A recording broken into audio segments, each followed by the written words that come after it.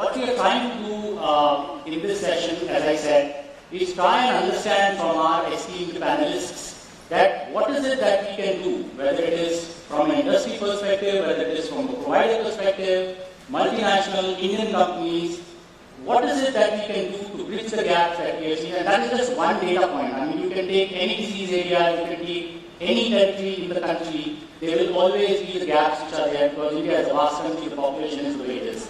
So I would like to probably start with you, Shweta, in terms of the MNCs, and I know that you are of course doing a lot of awareness activities. Government of India is also doing a lot of IEC, the information, communication and education things. How is it that you as an organization is increasing this awareness of the disease areas that you are there, especially in, say, tier 2, tier 3 towns? Are there any stakeholders that are involved? You're doing them directly? What are the measures that you're taking? It will be interesting to know your viewpoint. So, Mohit, thanks for the question. And first of all, I would like to compliment Sarthi for keeping this session and a very important, pertinent topic.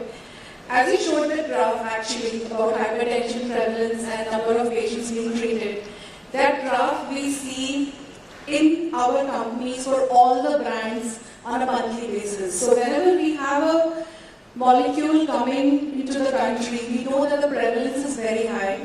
But the patients being treated with other molecules also are like 1%, 5% and 10%. And when we analyze the data, ultimately it boils down to that 90% of patients actually are not being diagnosed. So diagnosis today in India is a big problem and there are various reasons to it. The question doesn't pertain to this, I will not get into that. What multinationals can do or what any company can do, not only multinational. So number one, in a country like India, if we have to reach out to far-flung areas where actually the patients are there, they are not only Delhi, Bombay or top 30 metro cities, we need to work on certain public-private partnerships with agencies and government. If we want to do it alone, it just cannot happen. Unless we have strategic alliances and partnerships and involve government and other agencies, we just cannot do it alone.